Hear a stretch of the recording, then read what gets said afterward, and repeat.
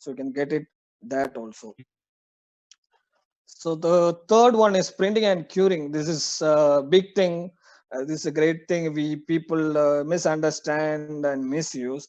So this is what I told you in the beginning itself. Normally we are not getting any TDS from any ink supplier. So each and every ink is having a particular durable curing capacity, which requires a particular temperature or time to get cured in a particular time on a chamber. So normally, what do people will for increasing the production, they will cure it in 1 minute or less than 1 minute, and end the end result like they will blame the supplier. Your ink is not good. Your ink is cracking. It comes out. It washing out or pulling it off like that. So they never follow the SOP or the standard procedures which is TDS given to each and ink type from the supplier. So the big mistake is we never ask the supplier what is your curing temperature and time is dual time is required for your particular ink. Flash cure and time and temperature. This is one thing which we are printing on an automatic machine or on a table. We have a flash cure which is with direct heaters. It doesn't have a time, doesn't have a temperature. Each and every ink needs a particular dry time or a flash time or a particular temperature to get it dry the ink. Just in an automatic machine, if you directly put the flash cure on for so many minutes, what happens? The ink will dry more or less.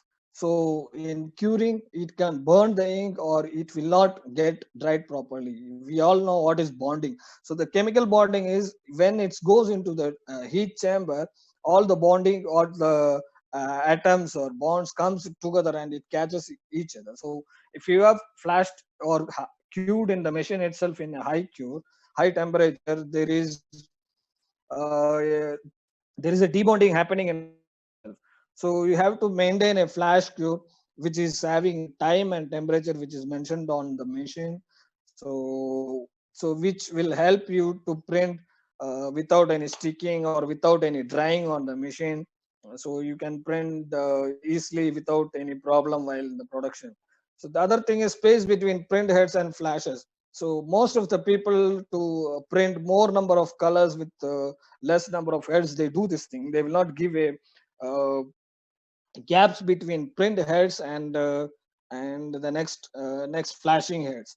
So what happens if you print once with in the first number head you print, the second number head if you flash, if you are not giving a gap on the third head, and what happens if you put on screens on the third head, what happens when the ink smells and it takes on the screen itself, or it will make the third head the screen to dry more, and you will be end with a wrong print, or you will maybe ring with a damaged print or dried print or not a proper print. So always keep a space between each and every print heads after flashing it off. So this will help to run a very good production, continuous productivity, and earns more money without any damages. So we all know it is not easily to reject one government because we get debits from the supplier. So it's always keep it in mind, keep space between the heads.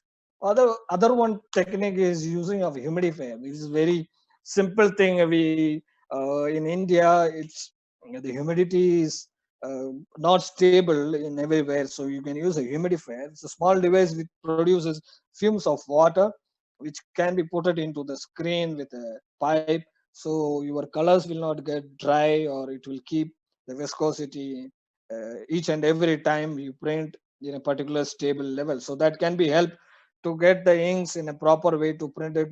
Sometimes we call it while running, the inks get thicker and you will get a different types of print. It means the height will increase or decrease, or sometimes you will not have the good hand fill, sometimes you will not have the proper coverage and something. So if we have a humidifier, there will be a stable and stability on the ink itself. So every time you print it, you push it through the screen, it will have a stable result. Variable speed while running. I have seen some of the operators, they run according to what they will when the starting itself, they will make the sqg to run in one or two speed. It will speed slowly.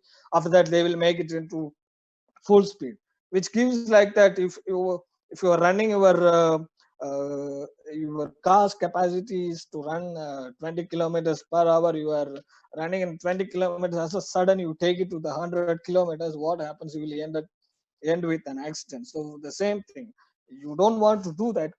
Find at what speed your print can be run to push the inks on the fabric, so that will give an even result on every pieces. So maintain colors in the screen. So normally what operators do, they dump the colors. If the screen requires 1 kg or 2 kg, they will put it 5 kg or 10 kg in one shot, and they will not go near to the screen for 4 hours or a whole day itself, whole shift itself. That will make a big problem. I have seen lots of people are doing this in India. They throw the inks into the screens. End result, the ink will get dried, and lots of dust from the fabrics what we are using, that will come and consolidate into the ink. They will take the inks and put it in the container. The next day, if they use it, they will end up with lots of screen choking, lots of drying. This all can happen if you put more colors on the screen. So use what amount of colors is required to skew it off. That is very important. So barriers I mentioned here is, you can put small thin plates or something on the areas whichever we don't want to move the squeegee up and down. So next is curing.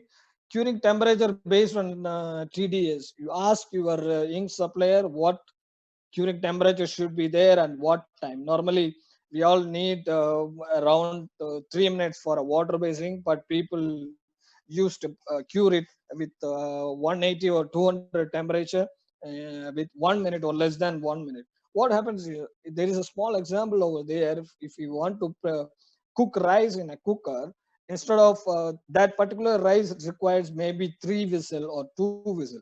What happened? We can take it with one whistle, or else we can get it after five whistles. What happened? This you can imagine. This is the same thing happening in the curing also.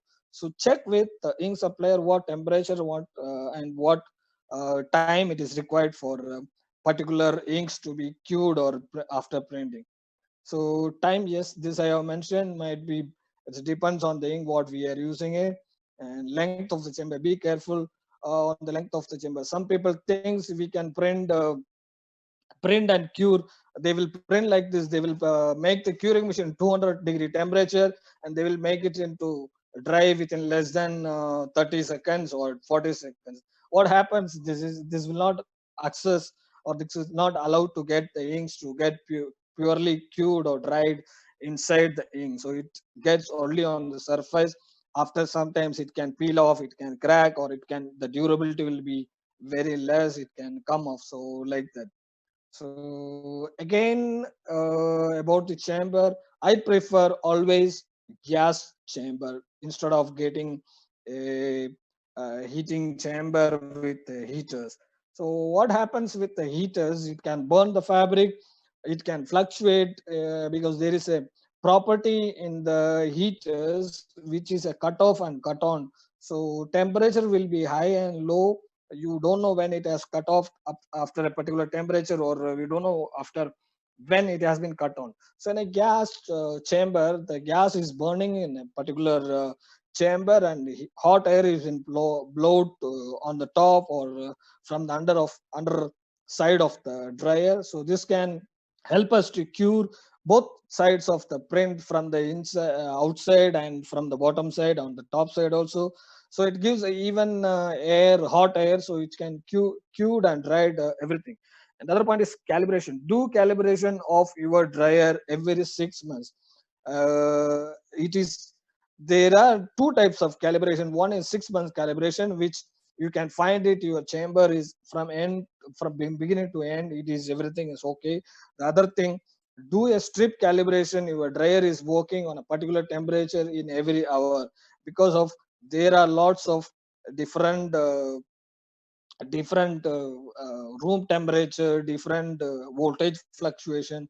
Your temperature can vary in different time itself. So check your calibrations with a strip or heat sensitive things, so that can be give a particular temperature to the fabric evenly and everywhere. Cleaning, so clean the chambers, clean the filters, clean the machines every week. That is very very necessary thing. So some printers I have seen, they clean it once in a year when the machine goes down to in a service or something. So